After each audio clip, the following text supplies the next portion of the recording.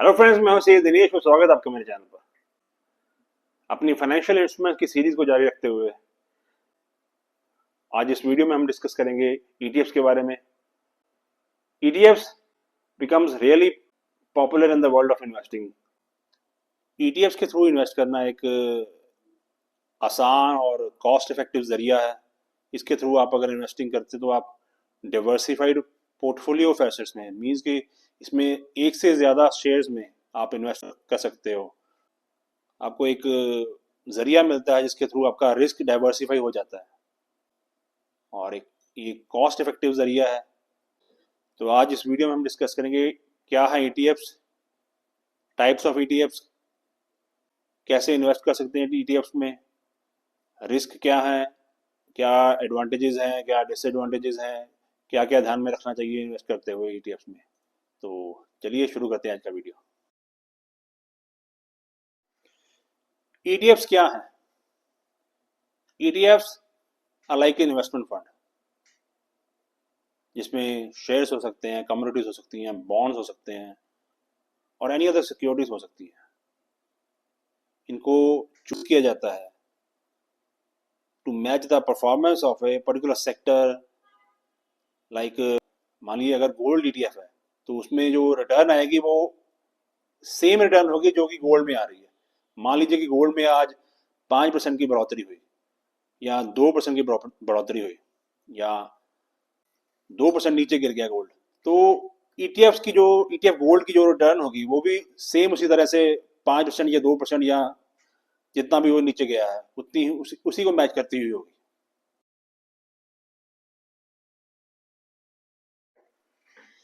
ETFs भी stock exchanges पे listed होते हैं, तो शेयर्स की तरह ही आप ईटीएफ्स भी खरीद या बेच सकते हो during the trading session. It depends upon the person to person क्या उन्हें इसमें इन्वेस्टमेंट करनी है या ट्रेडिंग करनी है।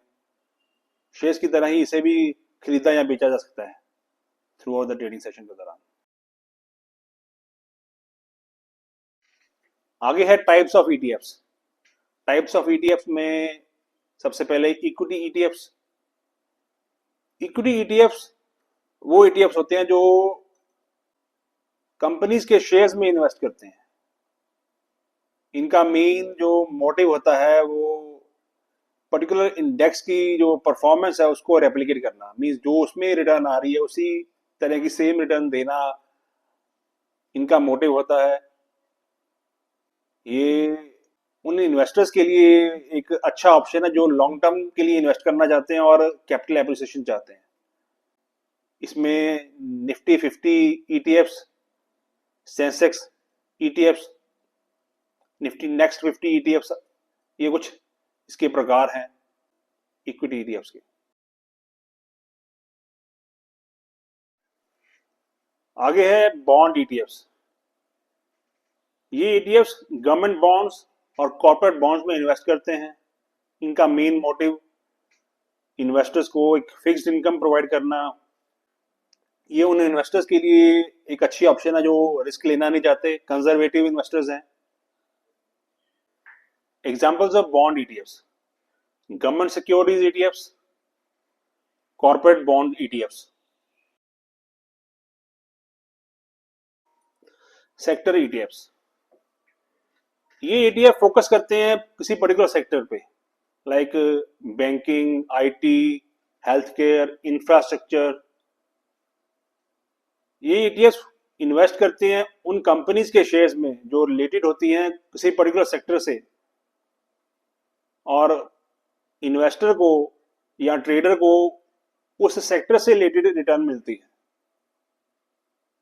मींस जितनी रिटर्न उस पर्टिकुलर सेक्टर में आती है, मान लीजिए हेल्थ केयर इंडस्ट्री जो है उसमें 10% की रिटर्न आ रही है, तो आपके जो हेल्थ केयर रिलेटेड ईटीएफ जो आपने उसमें इन्वेस्ट किया है अगर, तो आपको उसमें भी 10% की रिटर्न मिलेगी। इसके कुछ एग्जांपल्स हैं जैसे कि Nifty IT ETF, Nifty bank ETF, Nifty FMCG ETF.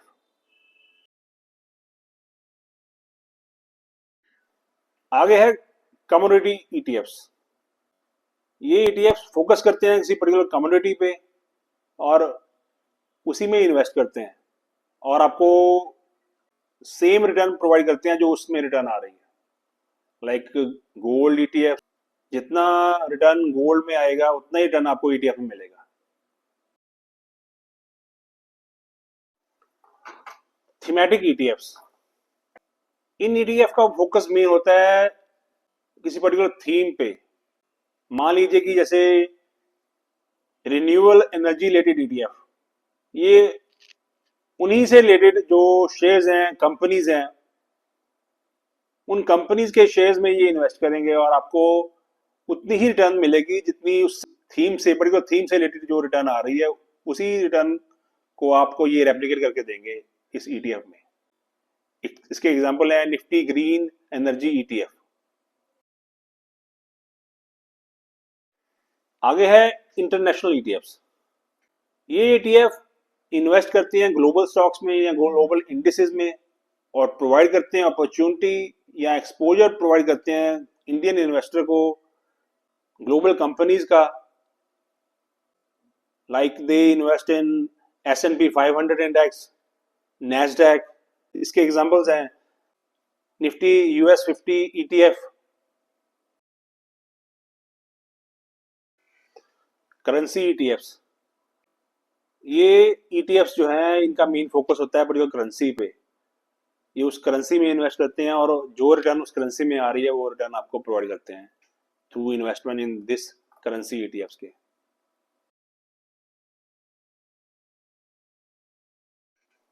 आगे है advantages and disadvantages of investing in ETFs. सबसे पहले एडवांटेजेस, सबसे पहले डाइवर्सिफिकेशन। ईटीएफ में इन्वेस्ट करने से आपको एक डाइवर्सिफिकेशन मिलती है, आपका रिस्क डाइवर्सिफाई होता है। मींस आपका रिस्क कम होता है बिकॉज आपको इन्वेस्ट करना किसी एक पर्टिकुलर स्टॉक में इन्वेस्ट नहीं करना। आपको जैसे मान लीजिए आपने निफ्टी 50 ईटीएफ में इन्वेस्ट किया, आपको फिर जो निफ्टी 50 में कंपनीज आती हैं, 50 लार्जेस्ट कंपनीज हैं, आपको उसमें इन्वेस्ट होगा आपका पैसा और उनमें जो रिटर्न आएगी वो रिटर्न आपको मिलेगी। ऐसा नहीं है कि आप किसी एक पर्टिकुलर स्टॉक में इन्वेस्ट कर रहे हो या शेयर में इन्वेस्ट कर रहे हो, बिकॉज अगर आप किसी एक पर्टिकुलर शेयर में इन्वेस्ट करते हो तो उसमें रिस्क ज्यादा रहता है और जब आप 50 कंपनी में एक साथ इन्वेस्ट करते हो थ्रू ईटीएफ तो आपका रिस्क डाइवर्सिफाई हो जाता है। डाइवर्सिफिकेशन एक बहुत मेजर एडवांटेज है फॉर द इन्वेस्टर्स जो इन्वेस्ट करना चाहते हैं थ्रू ईटीएफ्स।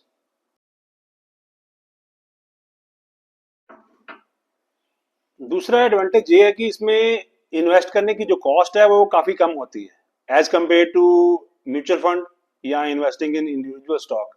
बिकॉज यहाँ पे किसी तरह की कोई एक्टिवली मैनेज टीम नहीं चाहिए होती कि किसी फंड को ट्रैक नहीं करना, कोई मैनेज नहीं करना, because they are tracking the performance of particular index. मान लीजिए अगर ये गोल्ड में इन्वेस्ट कर रहे हैं तो वो गोल्ड को ही ट्रैक कर रहे हैं। इससे क्या होता है कि ऑपरेटिंग कॉस्ट कम हो जाती है और दूसरा ब्रोकरेज फीस इसमें कम है as compare to investing in mutual funds. So इसमें इन्वेस्ट करने की जो कॉस्ट है वो काफी कम है, जो एक बड़ा एडवांटेज है इन्वेस्टर्स के लिए। अगला जो एडवांटेज है वो है लिक्विडिटी एंड फ्लेक्सिबिलिटी। आप ईटीएफ्स को ड्यूरिंग द ट्रेडिंग सेशन कभी भी बेच या खरीद सकते हो एट द मार्केट प्राइस, जबकि म्यूचुअल फंड्स में ऐसा नहीं होता। म्यूचुअल फंड में price at the close of the day decide होती है और उसी पे आप बाय या सेल कर सकते हो at the end of the day, जबकि ETFs are highly liquid and you can purchase and sell the ETFs during the trading session at any time. अगला जो बेनिफिट है वो है ट्रांसपेरेंसी। देखिए जो ETFs हैं वो डेली बेसिस पे आपके होल्डिंग्स आपको शो करते हैं कि आप क्या ओन कर रहे हो, because they track particular index, so they are disclosing the units of ETFs but you are own, means क्या आप होल्ड कर रहे हो। सो इसमें ट्रांसपेरेंसी आ जाती है, इन्वेस्टर्स को पता रहता है कि उसने क्या कमाया क्या नहीं कमाया, कितने उसके पास ETFs पड़े हैं। कितने उसने बेच दिए, कितने उसने होल्ड कर रखे हैं, वो सभी डिटेल डेली बेसिस पे इन्वेस्टर को पता चलती रहती है, जिससे कि ट्रांसपेरेंसी बढ़ती है। आगे है डिसएडवांटेजेस। और डिसएडवांटेजेस में पहला जो डिसएडवांटेज है वो है मार्केट रिस्क। देखिए, इसमें जो इन्वेस्टमेंट होती है वो या तो किसी पर्टिकुलर इंडेक्स में होती है या कम्युनिटी में होती है, और ये सभी जो डिपेंड करता है मार्केट पे कि मार्केट में आज वो पर्टिकुलर इंडेक्स क्या परफॉर्म कर रहा है। अगर तो मार्केट में वो पर्टिकुलर इंडेक्स बढ़ रहा है तो आपकी जो ईटीएफ की वैल्यू बढ़ेगी। अगर वो गिर रहा है तो आपकी वैल्यू गिरेगी। मार्केट रिस्क तो है इसमें। अगला जो डिसएडवांटेज है वो है लिमिटेड एक्टिव मैनेजमेंट। देखिए, ईटीएफ जो डिजाइन ऐसे होते हैं कि उसमें वो किसी पर्टिकुलर इंडेक्स की परफॉर्मेंस जो है उसको रेप्लिकेट करने के लिए बनाए होते हैं। मींस आपको उतनी ही रिटर्न मिलेगी जितनी रिटर्न एक पर्टिकुलर इंडेक्स में आ रही है, उससे ज्यादा रिटर्न नहीं मिलेगी। Because they are design in such a way, वो इस तरह से वो डिजाइन किए जाते हैं कि आपको वो आपकी जो रिटर्न है वो फिक्स होती है। It depends on the performance of the particular index in which you are investing. So जितनी रिटर्न उसमें आएगी उतनी रिटर्न आपको मिलेगी। सो ये ईटीएफ उन इन्वेस्टर्स के लिए एक अच्छी ऑप्शन नहीं है जो हायर रिटर्न चाहते हैं, इंडेक्स को बीट करना चाहते हैं। How to invest in ETFs. सबसे पहले इन्वेस्टमेंट करने के लिए आपको एक डीमैट अकाउंट या ट्रेडिंग अकाउंट ओपन करवाना होगा। आप किसी भी ब्रोकर के पास ये ओपन करवा सकते हो। उसके बाद आप ये डिसाइड करें कि आपको किस ईटीएफ में इन्वेस्ट करना है। आप चेक करें कि ईटीएफ की पिछली रिटर्न कैसी है, इसमें लिक्विडिटी कितनी है, क्या इसमें हायर अमाउंट ऑफ लिक्विडिटी है। मींस आप जब इसे बेचने जाओ ये आपको उस टाइम पे फंड्स प्रोवाइड कर सकती है कि नहीं कर सकती। बिकॉज अगर ये हाईली लिक्विड नहीं है तो आपको उस टाइम पे आपके पैसे नहीं मिलेंगे, बिकॉज ये बिक नहीं पाएंगे।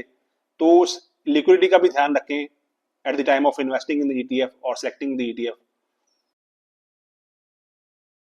और दूसरा, एक्सपेंस रेशो देखें at the time of choosing the ETF कि एक्सपेंस रेशो कितनी है। उस हिसाब से ही अपना ईटीएफ सेलेक्ट करें और इन्वेस्ट करें। अगला है प्लेसिंग एन ऑर्डर। मीन अगर आपने किसी ईटीएफ में इन्वेस्ट करने का डिसाइड कर लिया कि आपको ये पर्टिकुलर ईटीएफ में इन्वेस्ट करना है, तो आपको एक ऑर्डर प्लेस करना होता है। तो आपको उस हिसाब से जो उस टाइम पे मार्केट प्राइस चल रही होती है उतने यूनिट आपको अलॉट हो जाते हैं। आप उनको किसी भी टाइम पे अगर आपको बेचने हैं तो बेच सकते हो, अगर आपको और ऐड करने हैं तो और ऐड कर सकते हो। Monitoring the investment means once you have invested, means आपने इन्वेस्ट कर लिया, उसके बाद अपनी इन्वेस्टमेंट को ट्रैक करते रहना और देखना कि आपका ईटीएफ क्या परफॉर्म कर रहा है, वो पर्टिकुलर इंडेक्स जिसमें आपने इन्वेस्ट किया है वो कैसे परफॉर्म कर रहा है। मीन्स मॉनिटर करते रहना अपनी ईटीएफ की परफॉर्मेंस को। बिकॉज इससे आपको रियलाइज होगा कि आपको अपने डिजायर्ड रिटर्न मिल रही है कि नहीं मिल रही। आपका ईटीएफ जो है या पर्टिकुलर इंडेक्स जो है वो किधर जा रहा है, वो ऊपर जा रहा है कि नीचे जा रहा है। ये आपको तभी मालूम पड़ेगा कि जब आप अपने जो इन्वेस्टमेंट को मॉनिटर करते रहोगे, ट्रैक करते रहोगे। आगे है टैक्सेशन। देखिए, ETFs are also subject to capital gain tax. और ये कैपिटल गेन क्या है, मीन्स अगर क्या इसमें आपको शॉर्ट टर्म कैपिटल गेन हो रहा है या लॉन्ग टर्म कैपिटल गेन हो रहा है, ये डिपेंड करता है कि आपका होल्डिंग पीरियड कितना है। अगर आपका होल्डिंग पीरियड 1 साल से ज्यादा है तो आपको long term capital gain tax देना होगा। और अगर ये पीरियड उससे कम है, मीन्स आपने विद इन ईयर आपने जो ईटीएफ था वो बेच दिया, खरीदा था वो बेच दिया, तो आपको short term capital gain tax देना होगा। और अगर आपने बॉन्ड ईटीएफ में इन्वेस्ट किया तो आपको जो उसमें से इंटरेस्ट आ रहा है वो भी आपको अपनी जो आपकी टोटल इनकम है वो उसमें ऐड होगा, उस पर भी आपको टैक्स देना पड़ेगा। So ETFs are also subject to income tax. उसमें किसी भी तरह की कोई छूट नहीं है, किसी भी तरह की कोई एग्जम्पशन नहीं है। या ये फुली टैक्सेबल होते हैं। और अंत में मैं यही कहूंगा कि जो लोग कम खर्चे में एक डाइवर्सिफाइड लिक्विड इन्वेस्टमेंट पोर्टफोलियो बनाना चाहते हैं वो ईटीएफ में इन्वेस्ट कर सकते हैं। लेकिन इन्वेस्ट करने से पहले इसमें क्या क्या रिस्क इन्वॉल्व है, क्या क्या टैक्सेशन है, कितनी रिटर्न मिलेगी, कितना इसने लास्ट ईयर में परफॉर्म किया था या पिछली रिटर्न क्या थी इसमें, उसको ट्रैक करने के बाद ही आप अपना जो ईटीएफ सिलेक्ट करें, बाय करें और उसमें उसको ट्रैक करते रहें। इससे एक डाइवर्सिफाइड रोबस्ट पोर्टफोलियो तैयार हो जाएगा जो आपके लॉन्ग टर्म फाइनेंशियल गोल्स जो हैं उनको प्रोवाइड करने में, उनको अचीव करने में आपकी मदद करेगा। लेकिन किसी भी ईटीएफ में इन्वेस्ट करने से पहले आप अपने वित्तीय सलाहकार से ज़रूर मशवरा करें, उनकी राय लें और फिर ही डिसाइड करें कि कौन सा ईटीएफ आपके लिए बेस्ट है। Because this video is only for educational purposes, not any type of advice to buy any share, commodity, bond और ईटीएफ्स। सो आज का वीडियो यहीं तक। अगर वीडियो अच्छा लगा तो वीडियो को लाइक करें और चैनल को सब्सक्राइब करें और इस वीडियो को ज़्यादा से ज़्यादा शेयर करें ताकि नॉलेज सब तक पहुंच सके। जय हिंद, जय भारत। Thanks for watching.